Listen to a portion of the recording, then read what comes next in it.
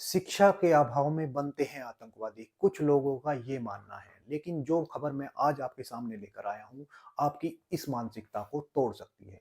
दोस्तों, भारत के पूर्व सीडीएस स्वर्गीय विपिन रावत ने एक बार भारत को टू एंड हाफ फ्रंट के बारे में चेतावनी दी थी, जिसमें से एक फ्रंट पाकिस्तान, दूसरा फ्रंट चाइना और हाफ फ्रंट पे भारत में रहने वाले विद्रोही हैं। यही विद्रोही जो हाफ फ्रंट के नाम से जाने जाते हैं, आज चर्चा में है। दोस्तों, अभी हमारी सुरक्षा एजेंसियों ने 2 टेरर मॉड्यूल का भांडाफोड़ किया है, जिसमें से एक यूपी और दूसरा गुजरात से पकड़ा गया है।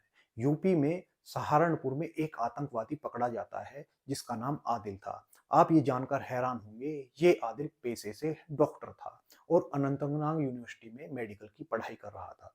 लेकिन जम्मू कश्मीर को एक ऐसे व्यक्ति की तलाश थी, जो जैश ए मोहम्मद के समर्थन में जम्मू कश्मीर में पोस्टर चिपका रहा था। जब इस आदिल की पकड़ शुरू हुई तो ये वहां से भागकर सहारनपुर में आके रहने लगा।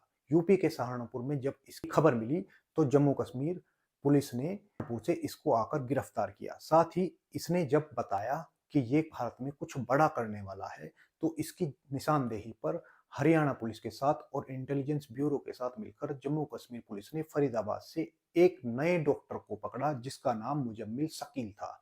यह डॉक्टर एक प्राइवेट प्रैक्टिस करता था। जब इसके ठिकाने पर छापेमारी की गई तो वहां से हथियार बरामद हुए और कुछ अमोनियम नाइट्रेट बरामद हुआ। अमोनियम नाइट्रेट का ये क्या करने वाले थे, तो जब इनके डॉक्यूमेंट्स पढ़े गए तो उनमें पता चला इससे ये आरडीएक्स बनाने वाले थे। ये अमोनियम नाइट्रेट इतना था कि इससे 1000 किलो आरडीएक्स बनाया जा सकता था। 1000 किलो आरडीएक्स कितना होता है, आप इस बात का अंदाजा इससे लगा सकते हैं कि पुलवामा हमले के दौरान आतंकवादियों ने सिर्फ 30 से 40 किलोग्राम आरडीएक्स से ही इतने बड़े हमले को अंजाम।